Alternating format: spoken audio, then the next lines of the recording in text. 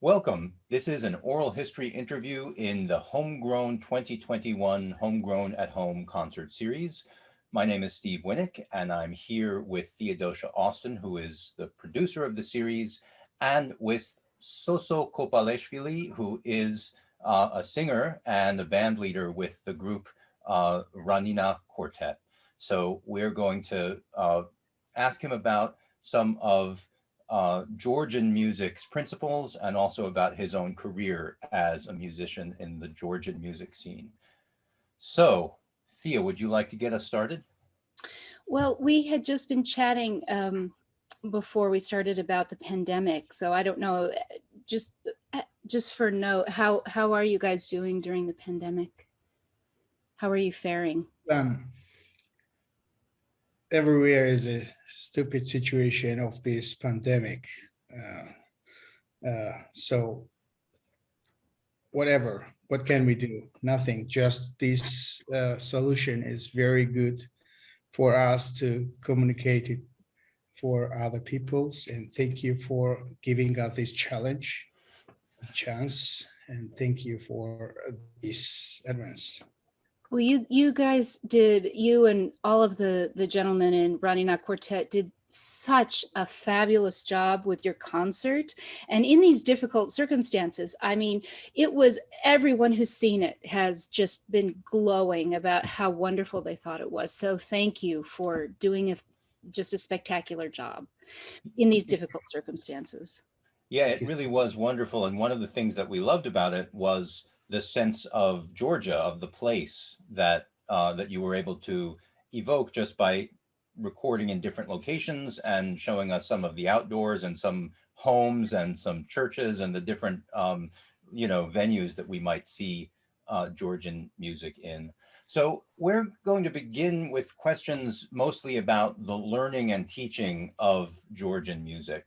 So we're going to start with your learning. What were your earliest experiences with traditional singing? Firstly, I want to say that my English is not well and good for these questions. And I want to say thank you for my friend Eka, because she will translate it, my conversation. Well, I just wanted to say we're lucky that we have Eka, who is also an ethnomusicologist, yes. In addition to being a translator. So thank you, Eka. Yes, we were remiss in not introducing Eka earlier, so thank you for being here as well and for helping to facilitate this interview. My pleasure. Thank you. როგორც ყველა ადამიანის ცხოვრება ბავშვობიდან იწყება და ჩემი ცხოვრების მუსიკალური ცხოვრების ნაწილიც იწყება ბავშვობიდან, ან ჩემი შეხება მუსიკასთან არის 5 წლის ასაკიდან. We all come from childhood in everything, and music also in my life came when I was a child, when I was at my age of 5. მუსიკალური ოჯახიდან ვარ, მოყვარული მომღერალი მამა ჩემი მასწავლიდა სიმღერებს, ასევე ფანდურზე დაკვრას, რომელიც მერე გამომყვა და პროფესიად ვაქციე. I'm from the very musical family. My father used to teach me music and how to play panduri, even though he was an amateur. And that really became a big theme of my life that is still with me to the current days. რა თქმა უნდა, ამას ემატებოდა სკოლაში მუსიკალურ ჯგუფებთან ურთიერთობა, არა მარტო მუსიკალურთან, არამედ გარკვეული ნაწილი, რაც მომიჯნავე დარგებია მუსიკისა, თეატრი, ქორეოგრაფია და ასე შემდეგ. In addition to that, I was always in touch with different various music groups, and also the groups that were related to the nearby fields, like theater, let's say, or choreographic group. ამის შემდეგ მე თავად ავირჩიე პროფესია, რომ გამختارიყავი მუსიკოსი, დავეუფლე ამ პროფესიას, მოხვდი პროფესიონალ ხალხთან და თავადაც გავხდი მუსიკოსი, შესაბამისად შემსრულებელი და პედაგოგი. So afterwards I decided to choose my major, my specialty, and that was being musician. I ended up being among professionals, and so I am now a performer as well as a teacher. Mm-hmm. And Is traditional music typically taught in schools to children in Georgia, or do you start a little later than that? რა თქმა უნდა, სკოლაშიც ისწავლება გარკვეული საფეხურები ქართული ტრადიციული მუსიკისა, მაგრამ თუ სიღრმეებს გვინდა რომ დავეუფლოთ, აუცილებლად გარკვეული პროფესიული სასწავლებლები უნდა მოვიხმოთ ამისთვის. Of course, at schools we have a little bit of music, traditional music, but if someone wants to study it in depth, then they should go to professional schools for those studies. And when does that start? Typically, what age? რომელი ასაკიდან იწყებოდა, რა თქმა უნდა, სკოლას როცა ვამთავრებთ, ეს არის 17-18 წელი, თითოეული ჩვენგანი, რავი, ყოველ შემთხვევაში მე ასე ავირჩიე ჩემი პროფესია. პირველადი პროფესია თეატრს დაუკავშირე, გარკვეული საშემსრულებლო სასცენო ხელოვნების დაუფლებას მიუძღვენი, ხოლო შემდეგი უკვე საეკლესიო გალობას, ხალხურ სიმღერას, ზოგად კონტექსტში ქართულ ტრადიციულ მუსიკას. So usually here at age of 17, 19, when we finish the high school, that's when we decide where to go. First, I had a connection in my first profession as a theater. It was performing and stage practice. But then later I went into the ecclesiastic music, chant, and the folk music.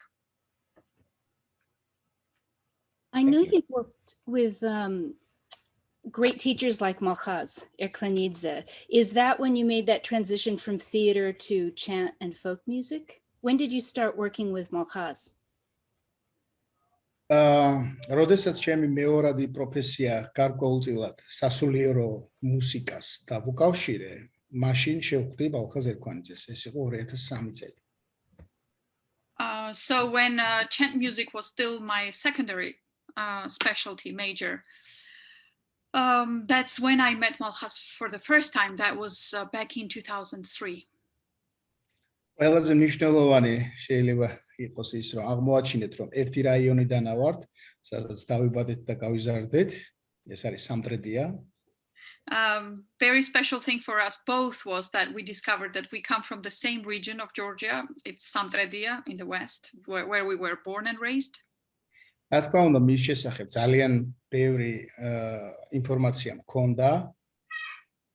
I've already had so much information about him as a master.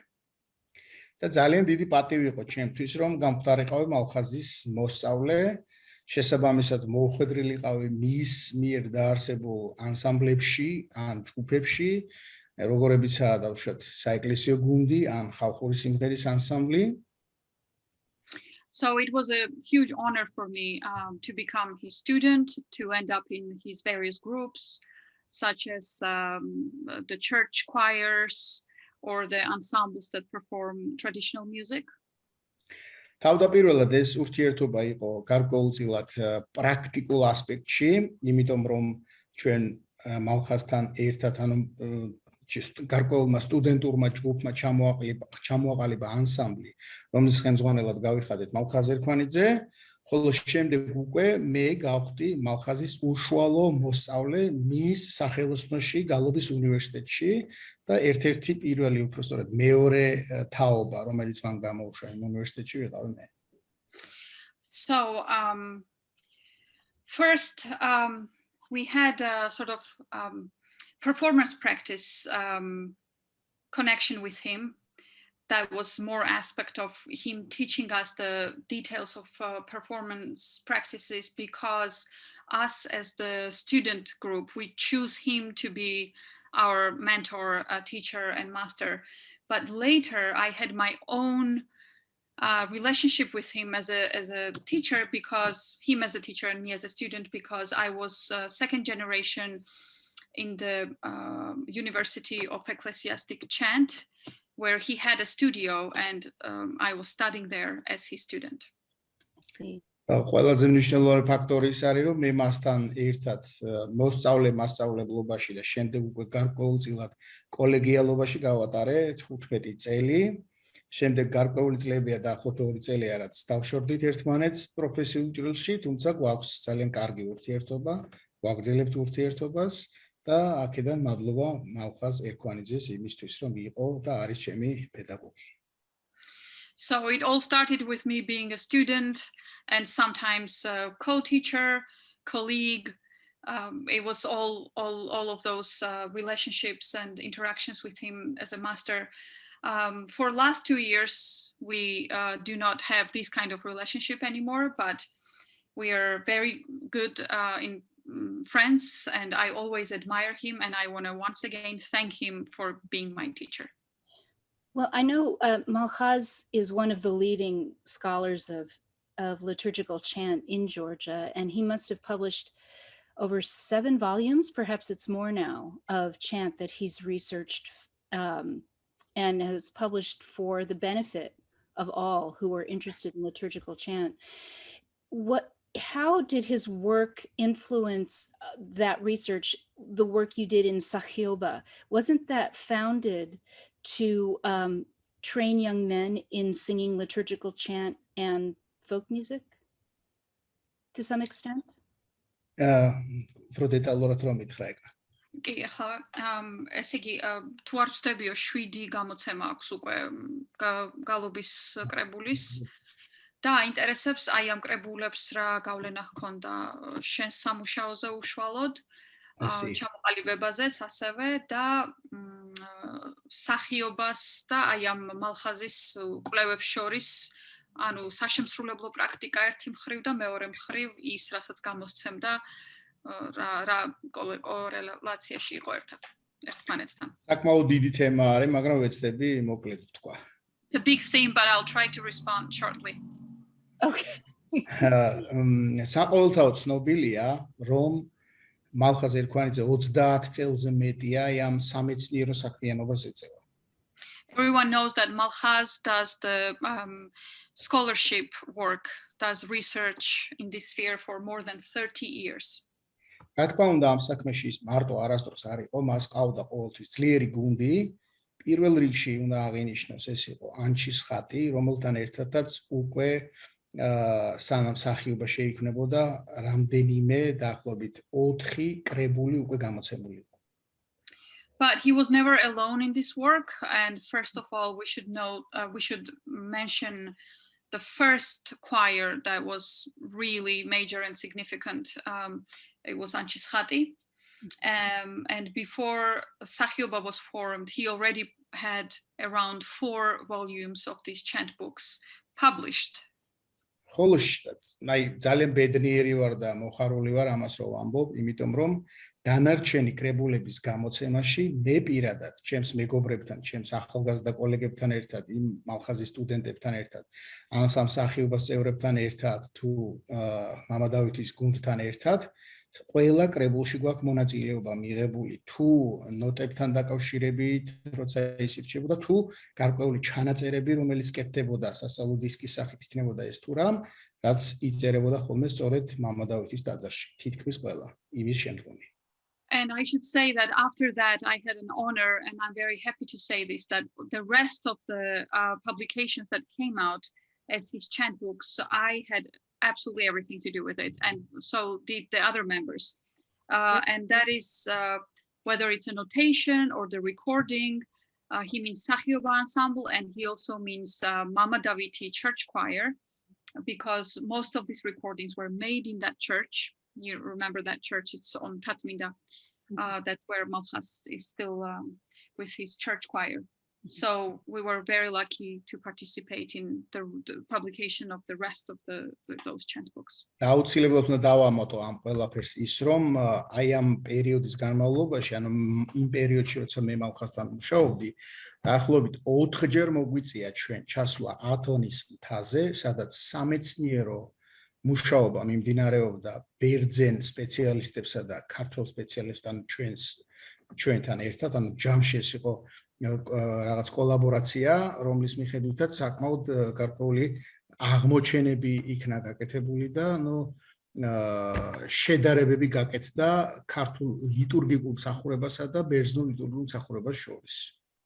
And I should add that within this period of time, while working on these publications, we happened to go to Mount Athos 4 times and work there together with the Greek specialists. So it was a collaboration of Georgians and Greeks working together on this material and comparing. And there were quite a number of discoveries made there. ასე რომ ძალიან კომპლექსური მუშაობა იყო აი ამ პერიოდში. So that period, as I remember, that it was very full and very well-rounded work and collaboration altogether. Thank you. That's really interesting. I want to ask you one question, just because I know that recently Anzor Kopaleishvili passed, which was just tragic for anyone who knew and respected his work. And I wanted you to ask you what impact his work had on your life and work. ძალიან სამწუხარო ამბავი მოხდა, რაზეც ჩვენ დავიწყეთ საუბარი მანამდე, ანუ ამ ჩათის მიღმა, რომ მივოიხილავდით სოფლიოში პანდემიურ მდგომარეობას, ამ ვერაგმა პანდემიამ სამწუხაროდ ძალიან მნიშვნელოვანი ადამიანებიც აგვართვა. ესეთი იყო ბატონი აზორიც. As we started the theme with what's happening in the world in terms of pandemics, very sad and unfortunate thing happened to us because these pandemics took away very important and significant people from our lives, and Anzor was among them. ძალიან დიდი დანაკარგი არის ქართველი ერისთვის, იმიტომ რომ აზორი იყო ძალიან დიდი, მოკლედ რომ ვთქვათ, კოლექციონერი, აღმადგენელი ბევრი ტრადიციული მუსიკის ნიმუშისა და თუ შეიძლება ასე ითქვას, 60-იან წლებიდან მოყოლებული მაშინ, როდესაც საბჭოთა კავშირში საერთოდ იკრძალებოდა რაიმე ქართulis თქმა და იკრძალებოდა გარკვეულწილად ხალხური სიმღერის მოტივების იგივე კილოწყობაში იქნებოდა ეს ყველაფერი თუ ძველ სტილში თქმა, მათ მოახერხეს, ანუ ანზორმა მის მეგობრებთან ერთად მოახერხა და დაუბრუნა ეს ყველაფერი თავის დიპლომატიური ურთიერთობებით სხვა ხალხებთან და მაშინდელ საბჭოთა ხელისუფლებასთან ურთიერთობით, დააბრუნა ეს ყველაფერი თითქმის პირველ საწყისზე, რომელსაც საკმაოდ დიდი ეტაპი დასჭირდა მერე რომ გაევლო. It's a big loss for us because this was the man who collected and who restored huge amount of material from Georgian traditional music since 1960s, which was especially hard because Soviet era, during Soviet era, many things that had to do with Georgian culture was forbidden and was oppressed, such as, let's say, singing in old modes. It's more of the musicological term. I know this is going to be transcribed later. So Anzor, with his diplomatic skills, even with the officials and high-profile people from Soviet officials, he managed to bring it all back to almost the very first stage and condition as those songs and tunes and chants were in the beginning, and this took a very long time, and he was very, very dedicated to this. ერთი რამის დამატება მინდა, რომ მან უამრავი შეთავაზება მიიღო იმ პერიოდის განმავლობაში, როდესაც მოღვაწეობდა, რომ ყოფილიყო გარკვეული თანამდებობის პირი, თუ კულტურის მინისტრი ან რაღაცა კონკრეტული ორგანიზაციის ხელმძღვანელი, მაგრამ ამ ყველაფერს არჩივნა პრაქტიკული მუშაობა ბავშვებთან, მუსიკოლოგებთან, სამეცნიერო დონეზე, კოლექციის შემგროვებლობაში, რითაც მართლაც რომ სწორი გადაწყვეტილება მივიღია მას და მადლობა მას ამისთვის, იმიტომ რომ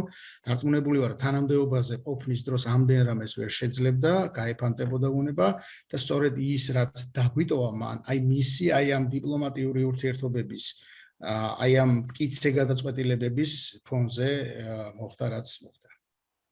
And I should add that he had more than one offers to become official in the sphere of culture, like Minister of Culture or some other kind of top position in the sphere. But he always preferred the practical work with people, with performers, especially with children, because he really believed that that's where the future for this music stands. And so I'm grateful that he chose what he chose and delivered all this treasure to us. ყველანაირი ასპექტით ის ძალიან დიდი დანაკარგია ჩვენთვის. In all aspects, he's a huge loss for us. It's tragic. We wanted to ask a few questions also about your teaching. So we know that you're a teacher as well as a performer. So what kinds of groups do you usually teach in singing? Thank you for this question. ჩემი სამასწავლებლო პრაქტიკა დაახლოებით 15 წელს მოიცავს. 15 წლის წინ დავიწყე, ანუ 15 წლის წინ დავიწყე თამამი ნაბიჯების გადადგმა პედაგოგობაში. My teaching practice contains 15 years. 15 years ago, I started feel quite confident to become a teacher. დაახლოებით 20 წელია ვარ ამ პროფესიულ მუსიკაში, ტრადიციულ მუსიკას გულისხმობ, მაგრამ მანამდე საკმაოდ მოკრძალებული ვიყავი და არ მქონდა გაბედულება რომ მე სწავლებინა სხვისთვის, იმიტომ რომ მე თვითონ სწავლობდი. თუმცა ძალიან დიდი სურვილი იყო და ბევრი გავანაწყენი ამის გამო, რომ არ ვასწავლებდი იმ პერიოდში. I've been in this sphere of traditional music for 20 years, but at the beginning I felt intimidated.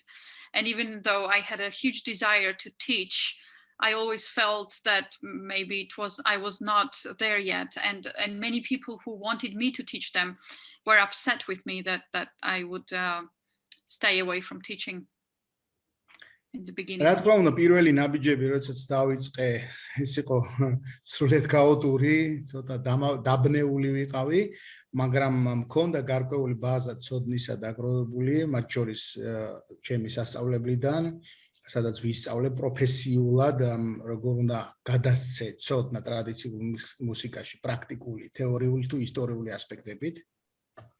So in the beginning, the very first steps were quite chaotic.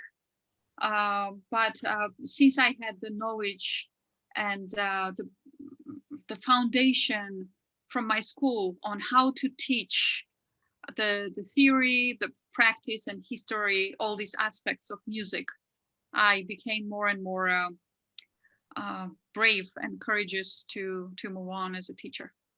მე ყოველთვის ვამბობ, რომ მაშინ ვასწავლიდი და თან ვსწავლობდი, როგორ უნდა მესწავლებინა. I always say that at that time I was teaching and I was also learning how to be a teacher and how to teach. ამ პერიოდის განმავლობაში დამიგროვდა რამდენიმე საბავშვო გუნდი, რომელთანაც მქონდა პრაქტიკული გამოცდილება, დავაყენე გზაზე, ასე რომ ვთქვათ, ვასწავლე მათ და მე საბავშვო გუნდების პრობლემა საქართველოში არის ის, რომ როცა ისინი იზრდებიან, იცვლიან პროფესიას, ან აღარ აგრძელებენ, ან თუ აგრძელებენ სხვა პროფესიულ გუნდებში, ანუ გარკვეული ეტაპი უკვე გავატარე.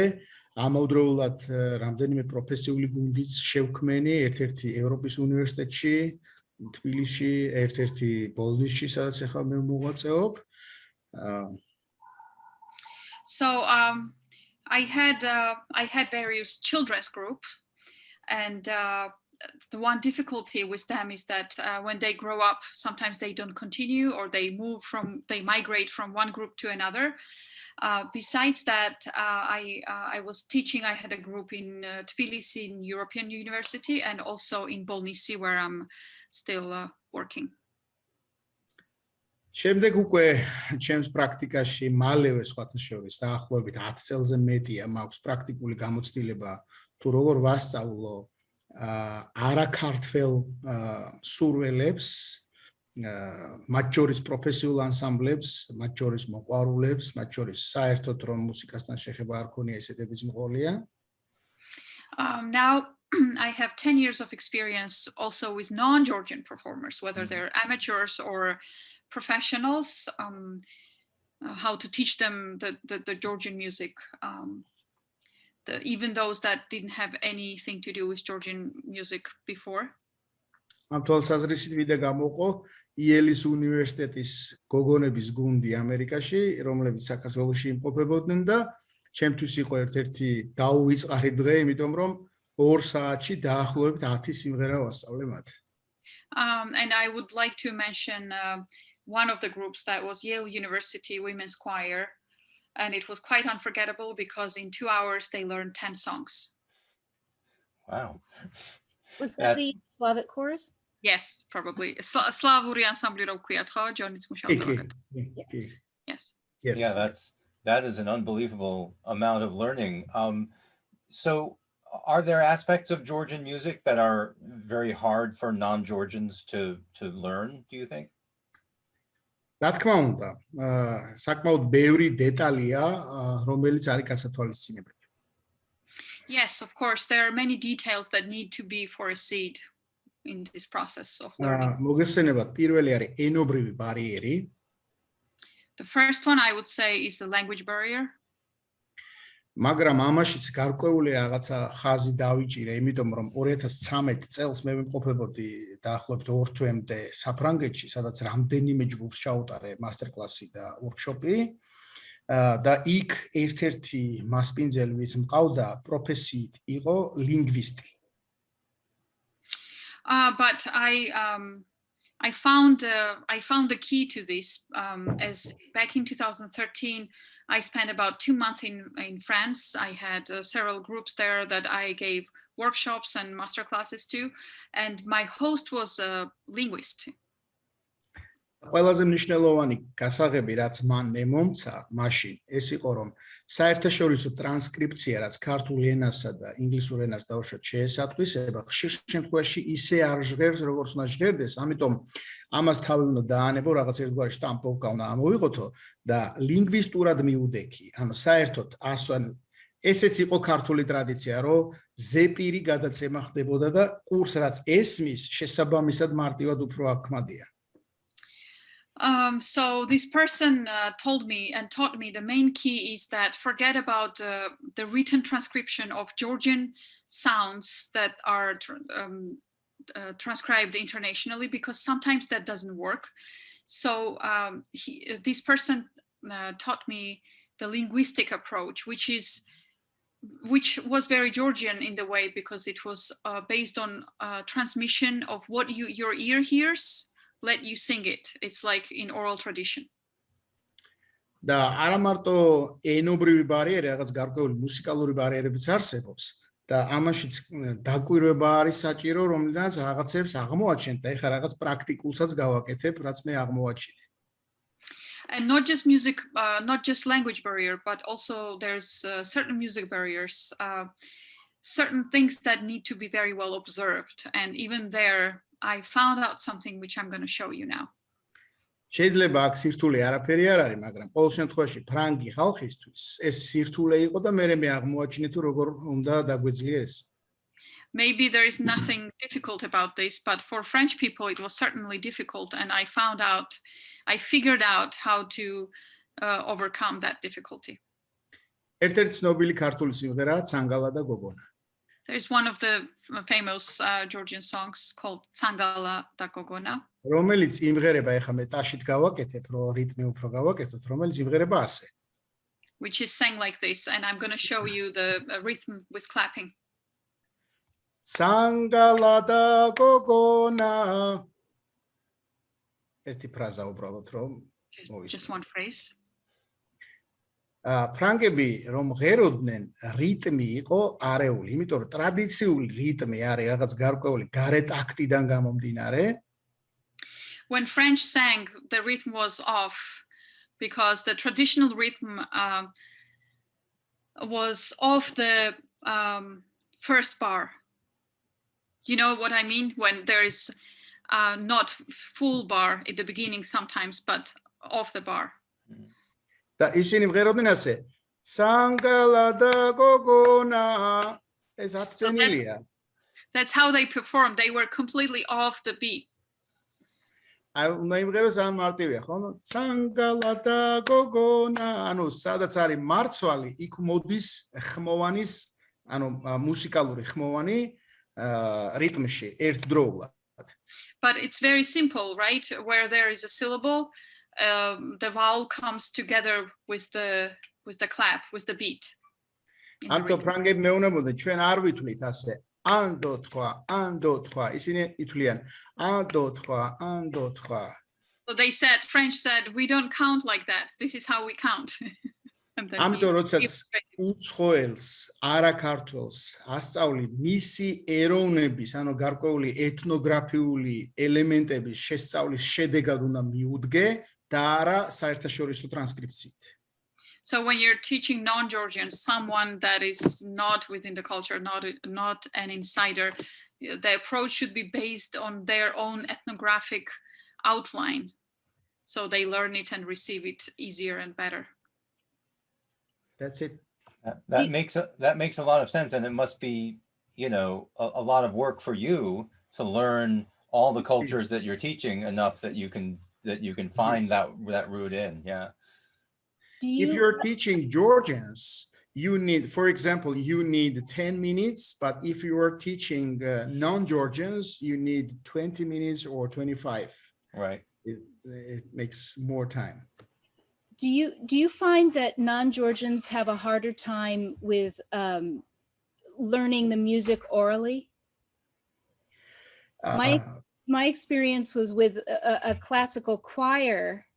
Yes. They had a very hard time just listening to the music and learning it orally. They wanted to see a score, but that's not the Georgian way, is it? ფიქრობთ თუ არა რომ არაქართველებს უცხოელებს უფრო უჭირთ ზეპირად სწავლა, იმიტომ რომ ახსოვს რომ მე ანსამბლიო, როდესაც სულ უნდათ პარტიტურაში ნოტებში ჩახედვა. ანუ უფრო უჭირთ თუ არა უცხოელებს ზეპირად სწავლა. შევეცდები მოკლედ ვთქვა, მაგრამ უფრო გლობალურ შევეხები და უფრო მარტივად გაიგებენ. I'll try to say it in short, but I'm going to touch something more global, so it's easier to understand. ქართული ტრადიციული მუსიკის ყველაზე მთავარი ხაზი არის ზეპირი გადაცემა. The main line of Georgian traditional music is oral transmission. და არა მარტო ტრადიციული მუსიკის, არამედ გარკვეულწილად ქართული ისტორიის ნაწილი იყო, რომ პოეზია ან ისტორია ხშირ შემთხვევაში ზეპირად გადაეცემოდა თაობიდან თაობას და არ იქმნებოდა ის დოკუმენტის სახით. And not just music, but also history, poetry. There was a big tradition of oral transmission also in those fields. And it was transmitted from generations to generations, and not always was the case when we had the written document about it.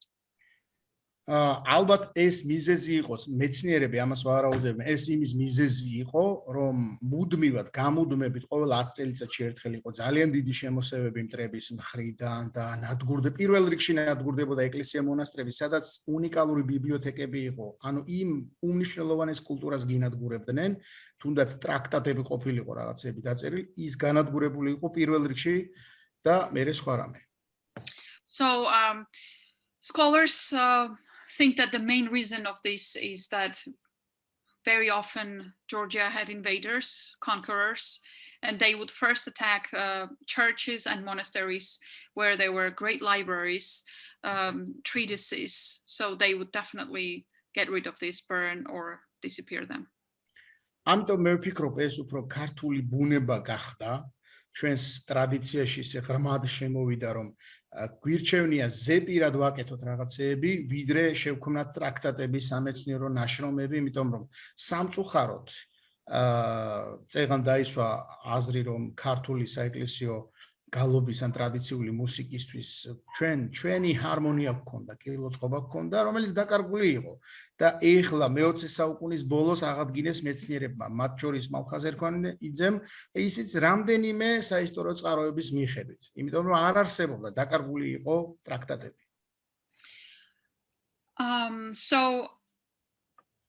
unfortunately, this was the case, but this served to a certain aspect, which is the oral transmission became sort of nature of Georgians.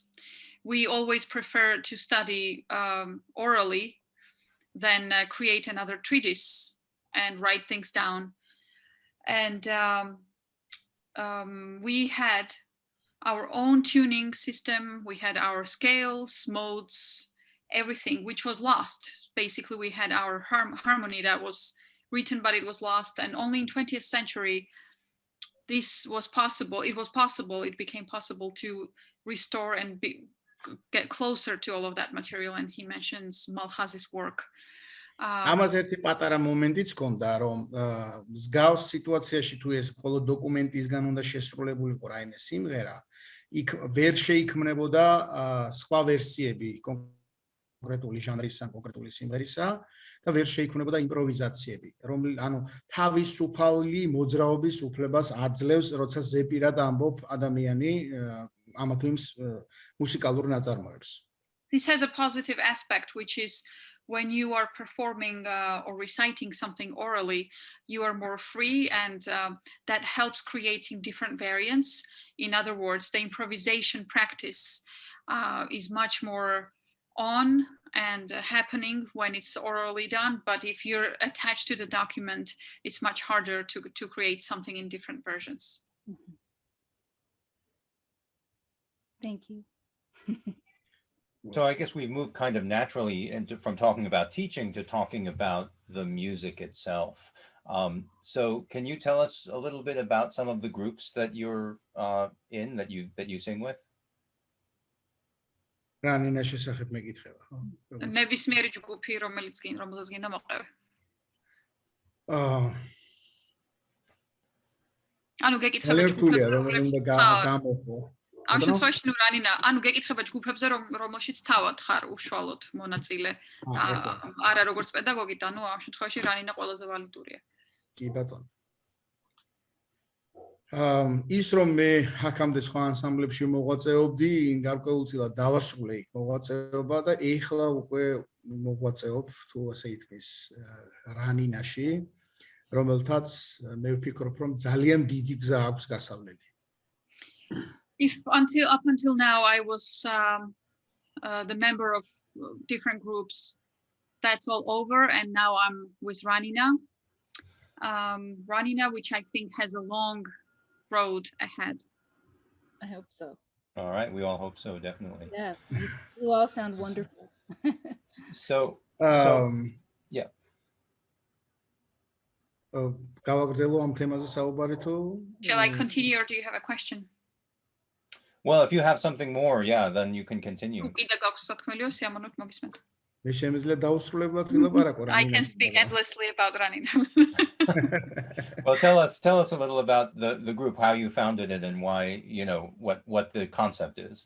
Ranina's შექმნას აქვს გარკვეული წინაპირობა, მანამდე თითოეული ჩვენგანი გარკვეულ გამოცდილებას ვაგროვებდით სხვადასხვა ანსამბლებში და ნუ ერთ დღესაც მოგვიხდა რომ ერთად შევიკრიბეთ რომ აი ამ მცირე შემადგენლობიან ჯგუფმა აკეთოს ოპტიმალური ესე იგი შესაძლებლობების ფარგლებში ქართული ტრადიციული მუსიკა. Before Ranina was created, each of us had an experience of being a member, a singer in different and chanter in different groups, and then we just came together and decided to do the best out of what can be done of traditional music, Georgian music. არ ჩამოუყვები იმ ანსამბლებს, რომელ ანსამბლებშიც მოღვაწეობდა რანინას ეხლანდელი წევრები. უბრალოდ ვიტყვი, რომ თითოეული წევრი ანსამბლისა პროფესიით მუსიკოსია და ეს ძალიან გვეხმარება სირთულეების დაძლევაში, მუსიკალური თვალსაზრისით. I won't mention all the different groups that each of us Ranina members used to belong, but what's really important is that each member is a professional musician, and that really helps us to overcome any barrier in music aspects of performance practice.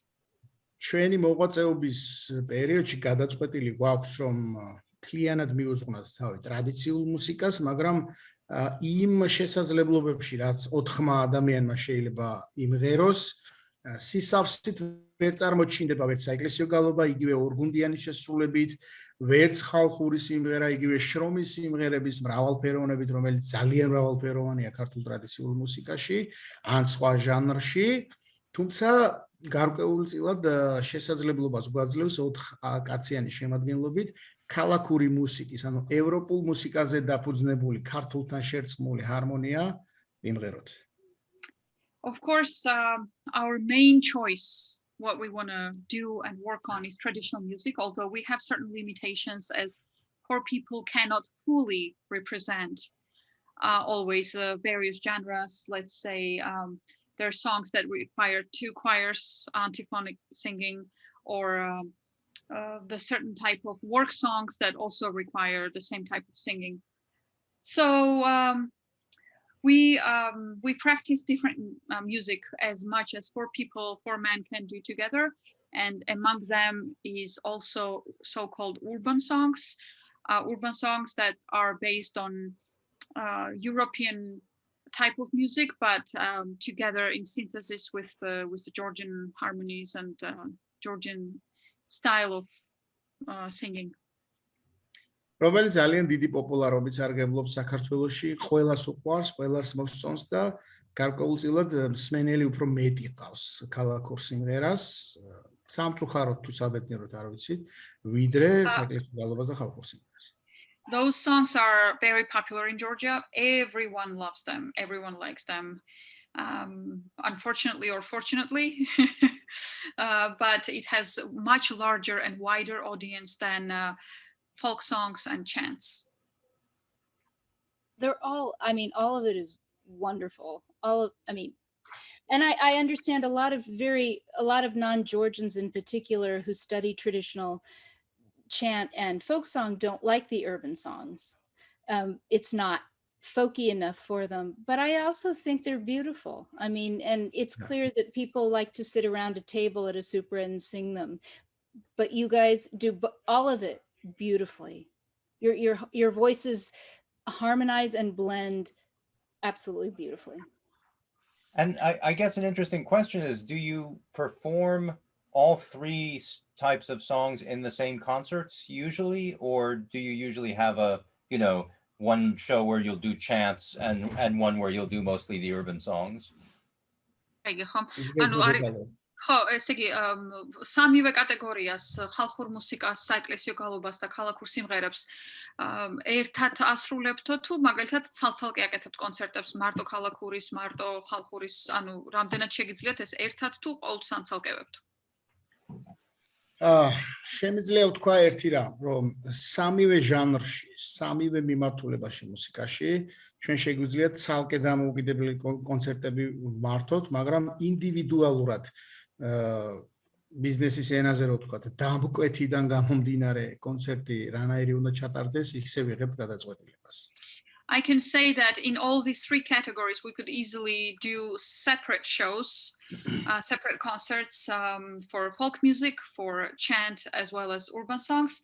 But it really depends on what someone who is ordering the show, what is their demand. So based on that, then we arrange ourselves. ერთი შეიძლება ითქვას, რომ საეკლესიო გალობის კონცერტი, ანუ სცენაზე გალობის გადატანა და მერე შესაბამისად მისი მაყურებლები და აპლოდისმენტები და ასე შემდეგ იშვიათი მოვლენა არის. ეს ხდება რაღაც გარკვეული ფესტივალების დროს, ან დათვალიერებების დროს, რა ხდება და როგორ ხდება. ძირითადად ძალიან იშვიათად არის ხოლმე, იმიტომ რომ ეს არის საკრალური მუსიკა, რომელიც მხოლოდ ღვთისმსახურების დროს, გარკვეული ღვთისმსახურების დროს გამოიყენება ეკლესიებში. და მათ შორის ზოგიერთი გალობის შესრულება არ შეიძლება სცენაზე, იმიტომ რომ მას გარკვეული დატვირთვა აქვს სიმბოლური.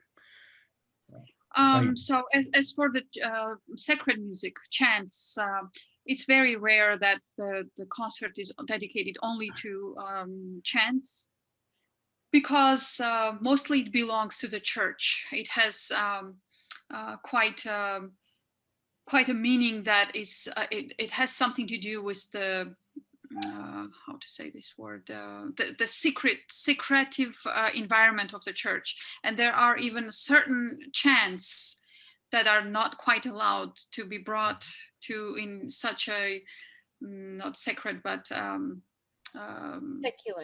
secular environment, such as a stage, because they have their own meaning and they're dedicated to certain things that belong to church as well.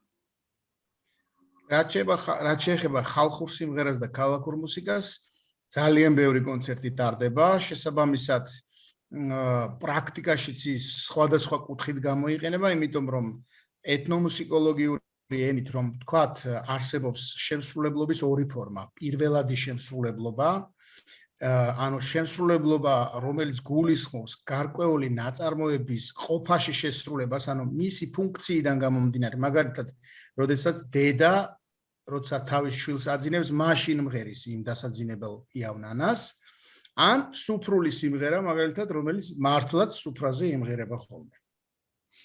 მეორე ვერსია რო კონცერტზე სრულდება, ანუ მეორეული შესრულების ვერსია არის კონცერტზე. So as for the folk music and urban music, that's a lot of it that is happening on the stage. And speaking with ethnomusicological language, there are two types of performances. One is the original, the first-hand performance. Let's say when the mother is singing a lullaby to her child while the child is actually going to sleep, or the table songs, the same as drinking songs, when it's actually happening during the supra, the feast. So this is the original environment for these songs. So it's a first-hand performance versus to the second-hand performance, which is those tunes sang on the stage, not in its original environment. Mm-hmm. Yes. And do you find that there are different audiences for the folk music versus the urban songs, or do general populations in Georgia enjoy both and they'll attend a concert for both? თუ ფიქრობ რომ განცალკევებულია ეს აუდიტორია ამ ორი ვთქვათ ქალაქური და ხალხურისთვის, თუ ერთ იგივე ხალხს შეუძლია ორივე ერთნაირი სიამოვნებით მოისმინოს? ზოგადად როცა კონცერტები ტარდება ხოლმე და განსაკუთრებით ჩვენს პრაქტიკაში, რანინას პრაქტიკაში, როდესაც კონცერტებს ვატარებთ, მრავალფეროვანი კონცერტი გაცილებით ეფექტურია ხოლმე, იმიტომ რომ შეიძლება მოსაბეზრებელი იყოს ერთნაირი ხალხური სიმღერები, იმიტომ რომ ხალხურ სიმღერაშიც მრავალფეროვნებაა, ხო? მაგრამ გარკვეულწილად ევროპულ ჰარმონიას რომ შემოიტან იქ, ანუ ეს ყველაფერი რომ შევადაროთ სადღესასწაულო სუფრას, სადაც სალათებიც გაქვს, წვნიანი საჭმელიც გაქვს, დესერტიც მოდის, რაღაც გარკვეული წვენიც გაქვს, მერე იქ თეთრი ღვინოც, წითელი ღვინოც და ასე შემდეგ. ან თვალსაზრისით ძალიან მრავალფეროვანია ხოლმე და მნიშვნელოვანია, როდესაც სამივე ჟანრის სიმღერას, ოღონდ გარკვეულწილად, აი პროცენტულად რო ვთქვათ, ცოტა გალობა უნდა იყოს, სიტყვაზე ვამბობ, იმიტომ რომ მაინც წინა თქმულიდან გამომდინარე რომ გამოვიდეთ, არ არის რეკომენდებული რომ ბევრი გალობა იყოს სცენაზე ტაშისათვის და შესაბამისად რაღაცა ნორმის ფარგლებში, როგორც მსურველები არიან, მაგალითად მაყურებლები, რასაც ითხოვს, რა სეგმენტზეც იქნება გათვლილი კონცერტი, ისე უნდა მოიქცეს მომღერლები. ყოველ შემთხვევაში რანინა ასე იქცევა. So in general, when we have concerts, and I'll speak for Ranina, it looks like the most effective is to have it as colorful and as diverse as possible, so the audience doesn't get bored with the similarity of any of these genres. If I compare this to the festive supra, the feast, you have salad, you have soup, you have desserts, you have red wine and white wine, you have all of this together. So in certain limitations, we do chant, but as well we do everything else. Again, it depends what kind of concert we're participating in. I remember, when I saw you perform in Georgia at a dinner for the Capitol Hill Chorale, and the first half were folk songs and some chant, and I have to say, just for myself, chant is my favorite, liturgical chant. We weren't in a church though, so you sang some folk songs, and then there was a costume change, and you came in your urban songs outfits, and you looked like the Beatles. It's like the Beatles. They're identical, really nice suits, very Italian looking. It was great. And you sound beautiful. We noticed that there are 4 singers in the quartet, but a lot of the songs have 3 parts. How do you work that? Do you double the bass, or how do you handle having 4 people but many 3-part songs? ამხმიანობა რომ არის და 4 კაცი ხართ თუ აორმაგებთ ხო ხმებსო? რაც შეეხება ხალხურ სიმღერას, ამ შემთხვევაში ხშირად ვამბობთ მხოლოდ ტრიოს და ერთ-ერთი ჩვენგანი ისვენებს, ან ბანი მეორდება, იქ გაოთხხმიანება კონკრეტულ ხალხურ სიმღერებში არ აგვაქვს, განსაკუთრებით რანინას ამ შემთხვევაში, იმიტომ რომ მოგეხსენებათ გურულ სიმღერას თუ იმღერებ, მაშინ უნდა იმღერო ისეთი, რომელსაც ორი გუნდი უნდა და მაშინ არის 4 ხმა.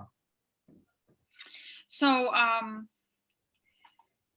when we sing traditional music, folk songs, usually we sing it in trios. One of us is resting, or we double the bass. That's how we do it. But in Gurian songs, for instance, where you have yodeling and all of that, you need 2 choirs. So we are limited in that regard.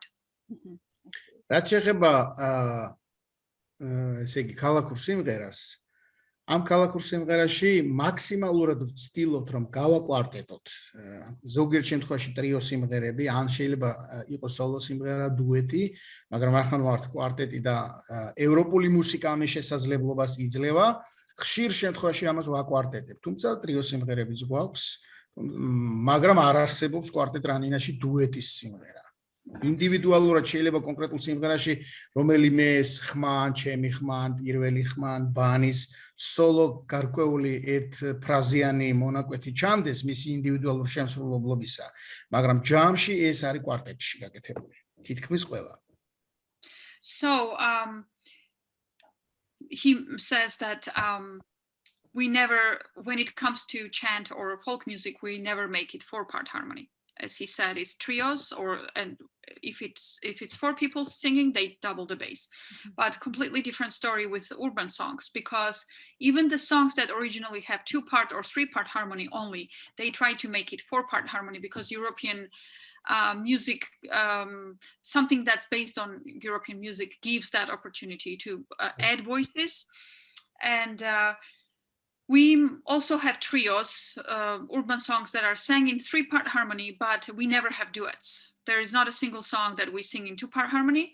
And even though in some cases the individual voices stand out, it's still in multi-part harmony, and usually it's the 4-part harmony. რაც შეეხება გალობას, ჩვენი თეოდოკიას ყველაზე ფავორიტულ ჟანრზე ვიტყვი, გამორიცხულია გაოთხხმიანება, გამორიცხულია 2 ხმაში ან 1 ხმაში იყოს, იმიტომ რომ თვითონ ქართული საეკლესიო გალობის ბუნება არის სამებას შედარებული, პირველი ხმა, მეორე ხმა, მესამე ხმა, თავისი ფუნქციონალური ურთიერთობებით ერთმანეთთან ისე არის დაკავშირებული, წარმოადგენს სამებას, ყოველ შემთხვევაში ეს არის მე-10 საუკუნის მოღვაწის შედარება და არა ჩვენი, რომელსაც ჩვენ მივყვებით. და რახან 4 ადამიანი ვართ, აქაც მხოლოდ ბანის გაორმაგება ხდება, 2 ბანი გვყავს, დანარჩენი ინდივიდუალურ შემსრულებელია, პირველი, მეორე, მესამე ხმა. As for the chant, it's not possible to make Georgian chant into 4-voice part or 2-voice part or single voice part, because it has a symbolism of Saint Trinity, and the way that voices interact with one another. It really symbolizes the Saint Trinity for us, and it was not told by me, but the person who used to write about this back in 10th century. So when it comes to chant, we usually double the bass, and we always sing it in 3-part harmony, like traditionally and properly it's done in Georgia. Oh, and he also mentioned that as for the chant, which is Thea's favorite genre. Thank you for giving this. I would listen and learn chant all day long. It's my favorite. I always remember when Malchaz taught a Gurian version of Shen Harvanachi. I still love it. Still one of my favorites. Yes. But I love them all. So my first voice is going to heaven.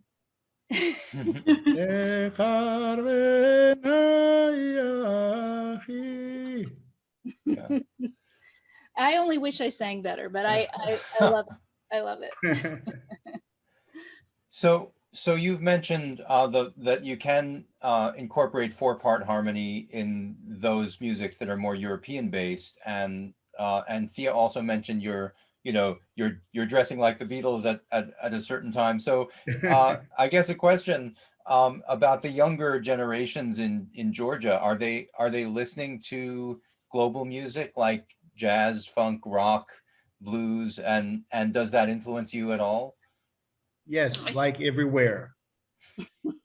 მე მესმის რომ გაუწნიანება შეგიძლია თუ რადგან ევროპული მუსიკამ საშუალებას იძლევა ევროპული გავლენით, მაგრამ ახალგაზრდებს მინდა კითხო, რამდენად უსმენ გლობალურ მუსიკას და იმ ჟანრებს, რაც ჩამოთვალა. გავიგე. რა თქმა უნდა, უსმენენ და გაცილებით პოპულარულია.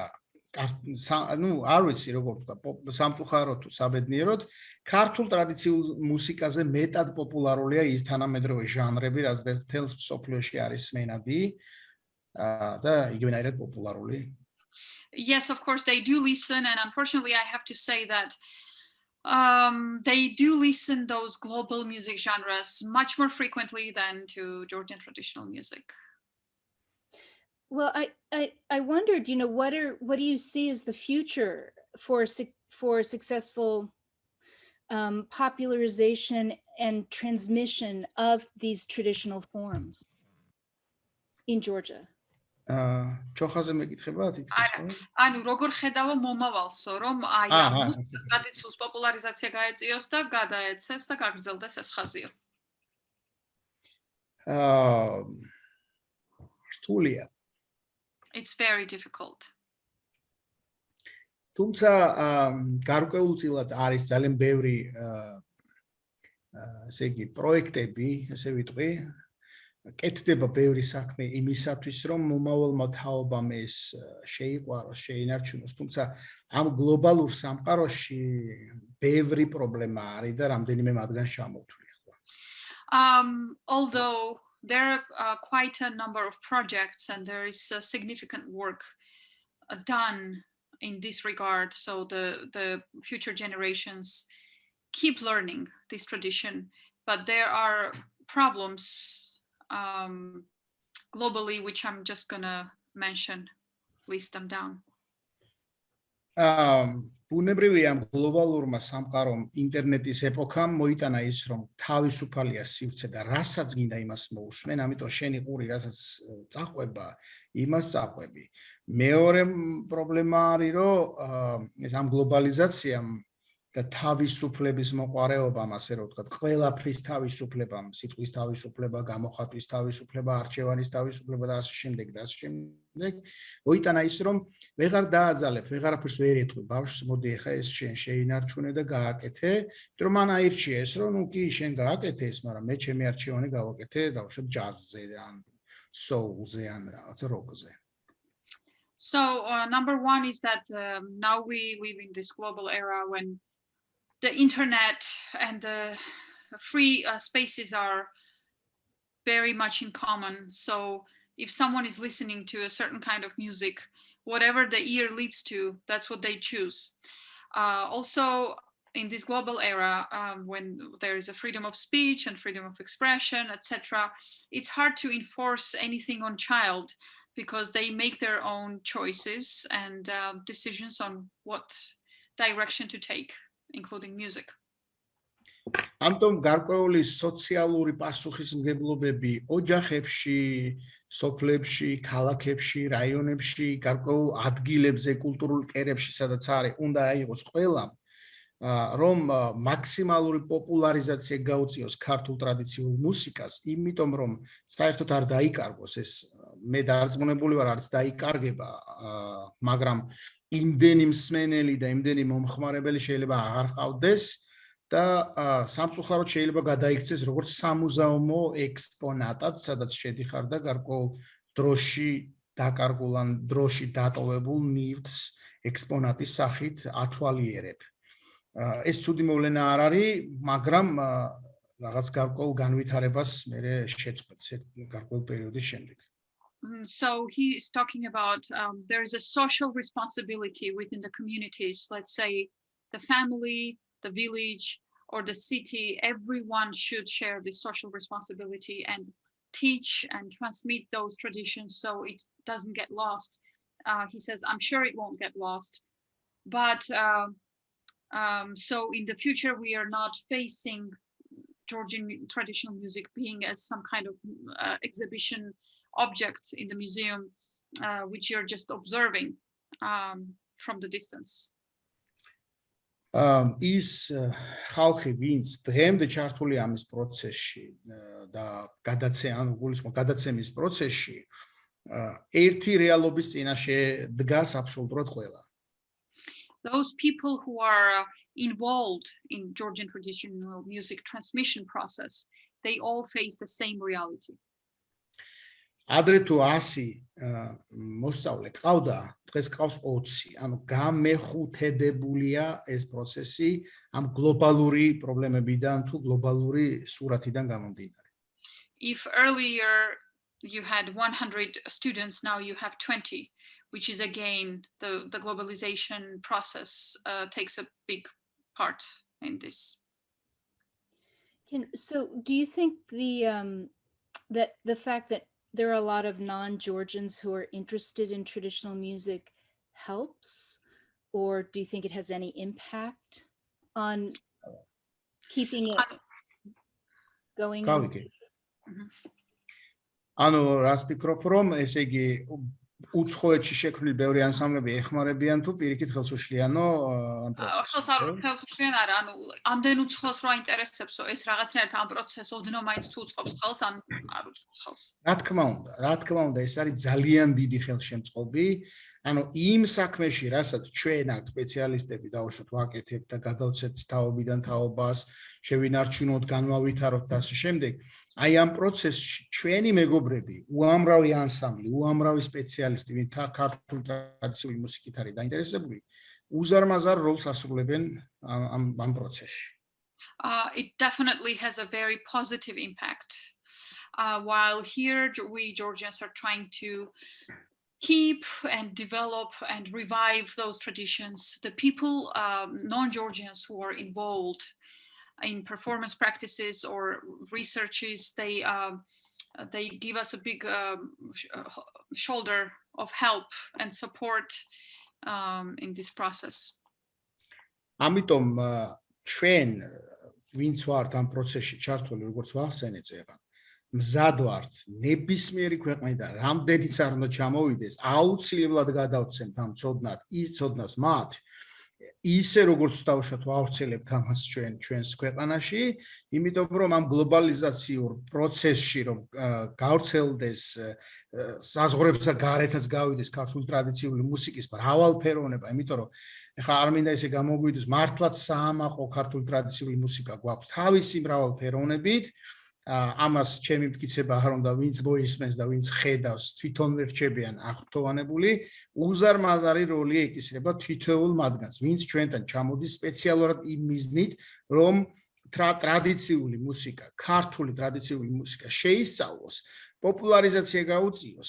შესაბამისად, მე იქ თავის ქვეყანაში ან მის მოსწავლეებთან დავუშვათ, ბევრი ვიცი მუსიკალური სკოლის პედაგოგები ჩამოდიან, რამდენიმე მათგანთან მე პირადად პრაქტიკული გაკვეთილები მქონია, ესენი არიან ადამიანები, ვინც ფაქტობრივად ჩვენი დამხმარეებიან, ჩვენ ზურგს უკან ყოფის, ზურგის გამაგრებლები. So he says that no matter how many non-Georgians come and visit to learn, we are never gonna think twice and hesitate about teaching and spreading this, because again, yes, they have a huge impact. I'm not going to be saying something new. Georgian music is very colorful, and whoever listens to it, even for someone for whom it's a strange material, they have the same impression. So it doesn't need me trying to prove anything. It is very colorful. It is very different and unique, and we're very proud of this inheritance. So each person that comes here learns, then goes back, performs and teaches. And he also mentioned I've had interaction with several music teachers who came for that regard, for that reason, to learn and then teach it back. They all have huge significance. They back us in this process of keeping the tradition, and in this global era, it's very important that Georgian tunes are spread all around the globe. ამ საქმეში ყველაზე მთავარი როლი ამ ბოლო ხანს შეასრულა ბიბლიოთეკამ თქვენი სახით, რითაც აი კიდევ ერთხელ უღრმესი მადლობა მინდა რომ გადაგიხადოთ. And in this regard, I cannot thank you enough, your library and your initiative and your work, because you exactly helped Georgian music to be spread to the wider audience on international level. And thank you very much for this. Well, you're welcome. It deserves all of the attention that we can give it. Yeah, and we're really happy to have these videos on our website where anyone can watch them all over the world. Anyone with a good internet connection can see Ranina Quartet and some of the other Georgian music that we've presented. So we're really happy about that. And we wanted to ask you a couple of questions that are specifically about the videos so that the viewers might get some more information. And the first one is, if you could tell us a little bit more about the 4-stringed lute, the chonguri that you played in the video, that would be great to know a little more about that instrument. Just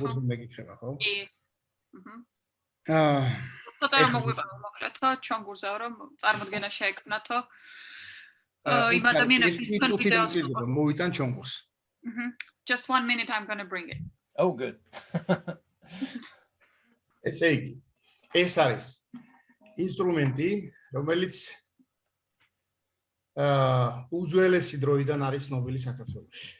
So this is the instrument that we've had in Georgia from very ancient times. განსაკუთრებით ეს ინსტრუმენტი არის გავრცელებული დასავლეთ საქართველოში. Especially spread out wide in West Georgia. ძირითადად არის 5 რეგიონი: აჭარა, გურია, იმერეთი, სამეგრელო და აფხაზეთი. In 5 main regions in West Georgia: Aჭარა, Guria, Imereti, Samegrelo, Guria, I think I said Guria already, and Abkhazia. უნიკალურია ინსტრუმენტი იმ თვალსაზრისით, რომ მას არ აქვს დანაყოფები და შენი ესე იგი სმენითი აღქმის მიხედვით უნდა აიღო აკორდები ისე, რომ კონკრეტული სიმღერა შეასრულო ზედ ან რომელიმე მუსიკალური ნაწარმოები დაუკრა. It's unique in the way that it doesn't have divisions if you look at it. So based on your own pitch and your own hearing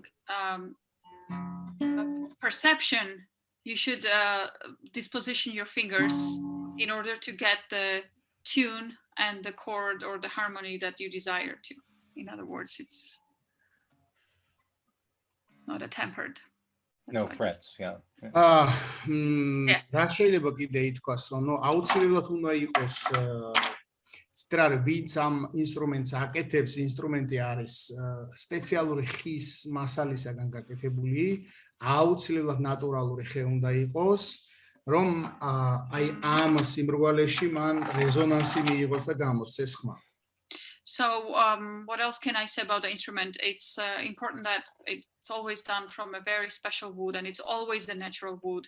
So it gets this in this shape, the right reson, and gives you the right sound. Well, it's a beautiful.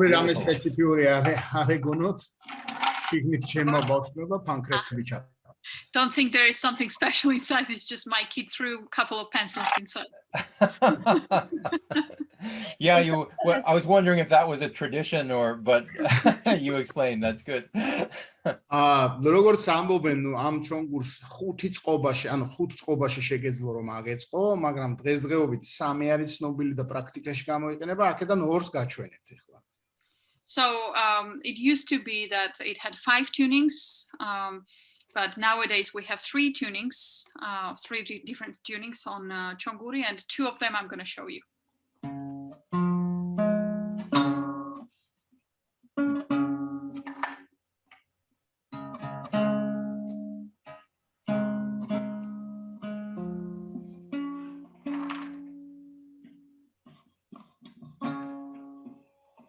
ანუ პირველი არის ეს წყობა, ანუ ასევე ძახით მაჟორული წყობა. This is the first one, we call it major tuning.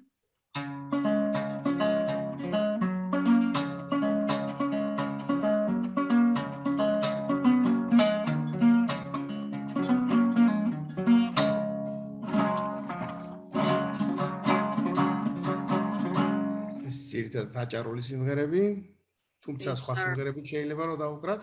Hungarian songs, the tunes of which you just heard, but every other song is also possible too. და ამავდროულად აი ამ სიმით, რომელიც არის რეგულატორი მაჟორისა და მინორისა, შეგვიძლია შევცვალოთ წყობა.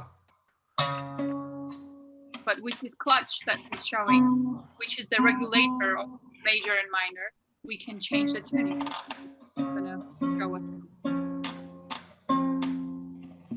და მივიღეთ აი ეს წყობა.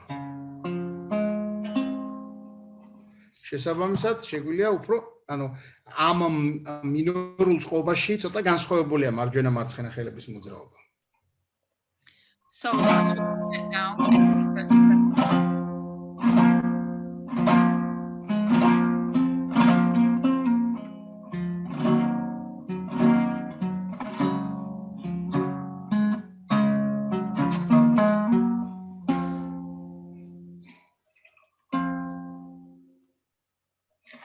ეს არის რაც შეიძლება მოკლედ თქვა ჩონგურზე. And motions with these two tunings, within these two tunings are quite different, as you saw. This is all I can tell you briefly about. Sure. Thank you so much. Thank you. We'd also My pleasure. like you to say a little bit something about your chokas, because this is they're very beautiful, they're very dramatic, they look fabulous on all of you, and they have a lot of significance, and they're very Georgian, but they have a lot of accessories and things that are all very significant. I wonder if you could say something about the chokas for people to understand. მე-17 საუკუნის ბოლომდე ეს სამოსი, რომელიც რანინას ეცვა საეკლესიო გალობის დროს და ხალხური სიმღერის დროს, იყო ჩვეულებრივი სამოსი, ანუ ის რაც ახლა მე პერანგი მაცვია, მაშინ იყო ახალუხი. Till the very end of 17th century, chokhas were a regular garment for people, just like I'm wearing this shirt now. ვიდრე შარვალს გამოიგონებდნენ. Before they had brought in pants. მაგრამ აუცილებლად უნდა ითქვას, რომ ეს არ არის კონკრეტულად ქართული ნაწარმი, ეს არის ზოგად კავკასიური ტანისამოსი. But we should know that this is not just Georgian garment, it's a general Caucasian style of garment. არა მარტო კავკასიაში აი ამ სამოს განმასხვავებელი ნიშან-თვისებები ან აქსესუარები ახლდა საქართველოს სხვადასხვა რეგიონებში. დასავლეთ საქართველოში სხვანაირი იყო, აღმოსავლეთში სხვანაირი იყო და იმ დასავლეთ საქართველოს რეგიონების განმასხვავებელი ნიშან-თვისებები და აქსესუარები არსებობდა. Not just within the Caucasian context, but even within the Georgia, West Georgia, East Georgia, or different regions had their own special and characteristic accessories on chokhas. მაგალითად ეს იყო, აი, როდესაც თქვენ ნახეთ ჩვენთან ეს აქ ჩვენ გვქონდა ესე იგი bullets, ახლა ქართული სიტყვა დამავიწყდა. Bullets in Georgian. ხო, ანუ ტყვიები, რომელიც ცოტა მოგვიანო პერიოდში მე-16 საუკუნეში დაემატა, ბუნებრივია მაშინ, როდესაც ტყვია წამალი გამოიგონეს და შესაბამისად ზარბაზნები და თოფები გამოიგონეს. So what you see here, the bullets, for instance, were added in 16th century, what we have on our chokha, when they invented and brought in the weapon and the material for shooting. ზოგიერთ შემთხვევაში ეს იყო, აი ეს სწორად გაკეთებული, ზოგი დახრილი იყო, უფრო მეტად დახრილი იყო, პრაქტიკული გამოყენებიდან გამომდინარე, ასე ვფიქრობ. Some of them were attached to chokha straight, some slightly diagonal, some even more. It all depended on their utilitarian, how well they could use in certain situations. იყო განმასხვავებელი ჩოხის სიგრძე, დაუშვათ ან ქუდი, ან რაიმე სხვა აქსესუარი, შესაბამისად ქამარხანჯალი, გრძელ-მოკლე და ასე შემდეგ და ასე შემდეგ. ამაზე დიდხანს არ შეგაწყენთ, უბრალოდ ძალიან დიდი თემაა ქართული ტრადიციული სამოსი. It's a very big theme, the Georgian traditional garment. I won't take much of your time on that, but there were a difference between the length of the garment, also what kind of hats they wore, what kind of weapon, would you say it's a sword, or would you say A A dagger. Dagger, Yeah, it's yeah. more because it's shorter. Dagger, Yeah. dagger. So also the length of the dagger, that sometimes it went to the length of the sword actually. ერთი რამის დამატება მინდა, მხოლოდ უბრალოდ განმასხვავებელი იყო ერთი რაღაცა. One thing was that was making them different from one another. ჩოხასთან ერთად აუცილებლად მამაკაცი ატა. ეს იყო მამაკაცის სამოსი პირველ რიგში ეს აღნიშნოთ.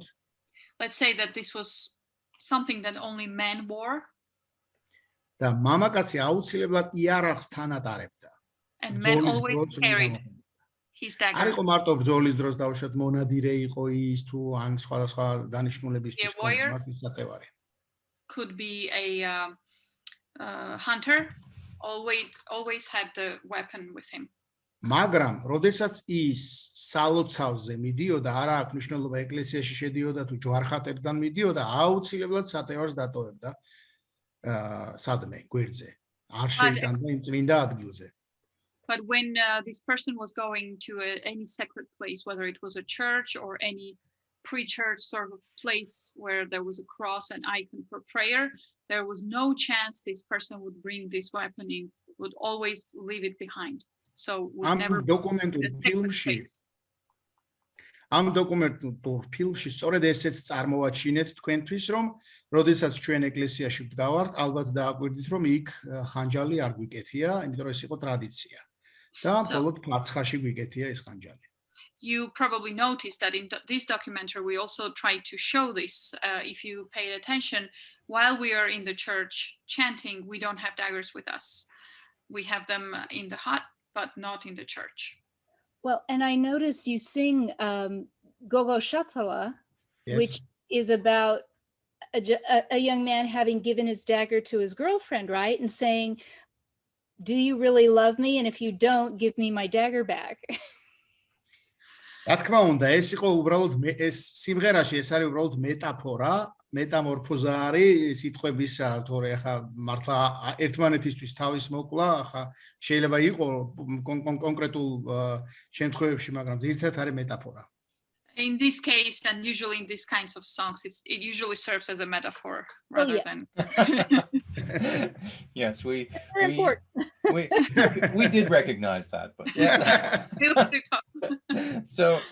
so you mentioned that that there was a difference between singing in the church and singing in the hut, but we were interested in the hut itself that you sang the folk songs in and where you prepared some of the food. Tell us about that. Is it a traditional building, a traditional structure? ძალიან ტრადიციული. მივხვდი ყველაფერს. ეს არის ძალიან ტრადიციული შენობა, ასე რომ ვთქვათ, შენობა ნაგებობა ქართლის ოჯახში. ყოველ შემთხვევაში ასე იყო ეს. It used to be a very traditional building space for any Georgian's family. ეს პასხა იყო გარკვეულწილად სამზარეულოს ფუნქციის მატარებელი და ამავდროულად იქვე წასახემსებელი, ანუ სადღესასწაულო ვახშამი იქ არასოდეს არ იმართებოდა, უბრალოდ იმართებოდა შინაურული სადილობა. This was it had a function of kitchen as well as mild meal, lunch, never festive big supras arranged there. Never big feasts, but very modest gathering, usually lunch or a little snack for that. აუცილებლად უნდა ყოფილიყო უბრალო, მარტივი, ხობეცნულისგან გაკეთებული, რაღაცა თიხის კრამიტებით გადახურული, იატაკიც იგივე უბრალო, იმიტომ რომ იქ რაიმე განსაკუთრებული არასოდეს არ ხდებოდა. განსაკუთრებული როგორ არ ხდებოდა, მაგრამ ის რომ სადღესასწაულო თემატიკის ყოფილიყო, ეგრე არა. იქ ხდებოდა უბრალოდ რაღაც წახემსების, სადილობის პროცესი. So it was always made of very simple, and they kept it very modest. It always had the wooden fences, as you see, as if they are braided. Always had the clay pieces over the head, because it was not designated for anything really special. Of course, everything that was happening there was special, but it was not for big gatherings. და აქვე მინდა მადლობა უთხრა ჩემს მეზობელს, რომელმაც შექმნა ეს საოცარი პასხა და ჩვენ გქონდა შესაძლებლობა რომ არსად არ წავსულიყავით აქვე ჩვენს სახლშივე. გაგვემართა იქ სადილობა, რომელიც არაჩვეულებრივი გარემოა და იქ არაერთი სადილობა გაგვემართავს და დღესასწაული აღგვინიშნავს წვადებთანაც ერთად, სიმღერასთან ერთად და კარგ ქართულ ღვინოსთან ერთად. And I want to use this opportunity and thank my neighbor who created that incredible place just right next door. We didn't have to go anywhere. And not only just for this movie, but we very often go there. We grill the barbecue, have wine, and have interaction over this food with one another. Everything for lunch. Yeah. Everybody who saw the video got very hungry. Both there and at the supra that you had later, where you were all sitting around singing, you know, the urban songs. And I wonder if you could talk a little bit about the significance of a supra to Georgians. So, except khachapuri, everything is my fault. Everything but khachapuri was made by him. Wow, very No, khachapuri ara, except khachapuri. I said. except the khachapuri. My wife is very good khachapuri maker. ხო, ესე იგი, რისი თქმა მინდა ეხლა რომ ჩემი ჰობი თუ პროფესია მუსიკა არის, ამასთან აუცილებელია ის ქართული ტრადიციული ასე რომ ვთქვა, პურმარილის და ღვინოს და რაღაცეების კეთება და ჩემი ჰობი არის ქართული სამზარეულო, რომელსაც ვეშურები და ყოველ ჯერზე ხვეწავ ხოლმე. So if my profession is music, my hobby is Georgian cuisine, that I'm always trying to learn more and make it more sophisticated each time I go into the process, whether it's food or winemaking. სწორედ იმ სუფრაზე, შევეცადეთ რომ ყველაფერი რაღაც გარკვეულ ბუნებრიობასთან ერთად ყოფილიყო, ვიყავით ტაძარში, მართლა ვიგალობეთ, ვიყავით ფაცხაში, მართლა ვიმღერეთ და მართლა შევწვით და ზუსტად ის წარმოგიდგინეთ, რაც ქართულ დღესასწაულზე ხდება და იმ კადრებში რაც ჩანს, ეს არის ჩემი სახლი, სადაც არაერთი სუფრა იმართება და მე პირადად ძალიან დიდ სიამოვნებას მანჯებს, როდესაც ქართულ სამზარეულოს გარკვეულ კერძებს ვამზადებ და მივართმევ ხოლმე ჩემს მეგობრებს, ასე რომ როცა ჩამოვბრძანდებით, მზად ვარ მას მიზნობისთვის. So in the movie, we try to show that natural environment for not just because, yes, we go to the church first and then we go to the hut, which is called patscha in Georgian, to grill the barbecue. But then the place where you see where we perform urban songs, that's my own house. And I naturally enjoy throwing feast there and cooking Georgian food, so you're welcome anytime. Come and you're invited to my supra. ასევე დავამატებ რომ ღვინო, რომელსაც მივირთმევთ, ისიც ჩემი დაწურულია, გვაქვს ყოველთვის, ანუ homemade wine we have always in my home. All right. He said that the wine that you see in the video is also made by him, and he always have the homemade wine at home. I have to say, you know, Georgians are the most hospitable people I have ever met. And when I imagine the hospitality that you read about in the Odyssey, you know, Penelope feeding the suitors for 22 years, I imagine Georgians. Yeah. Poor Georgians. Yeah. But I just admire Georgian culture and hospitality so much. I really have never known any group of people who are so generous and such great cooks. So if Thea and I come to visit, we promise we won't bring all our friends and we won't stay for 22 years. Please welcome. But thank you. So I think that gets us, you know, where we wanted to be with our questions. We're really happy to have had you to talk for so long with us about all of these aspects of Georgian music and culture and food and buildings and everything about the Georgian way of life.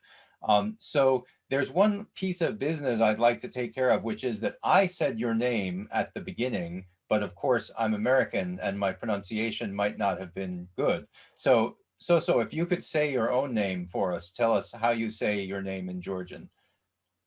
My name is in Georgian is Soso Kopaleishvili. All right. And Eka, if you could do the same, tell us what your name is in Georgian. It's Ekaterina Diasamitsa. All right, thanks so much. And these and Soso, we should say, is the leader of the Ranina Quartet, whose video is on the Library of Congress website, along with this oral history interview. So thank you to all of our colleagues here and everyone who helps make these videos accessible at the Library of Congress, but especially thank you to Soso and to Eka and to Thea Austin, the producer of the Homegrown 2021 Homegrown at Home concert series. And I Thanks just very much. Oh, thank you very much. And I also just want to give a shout out to John Graham, who is Eka's husband and Soso's friend, and was the, sort of the presenter on the video. So he did a great job too. So just a thank you to John too for all that work. That's right. Thanks so much. Thank you all. Thank you so much too for giving me and giving us this opportunity. You are very welcome. Pleasure. You're welcome.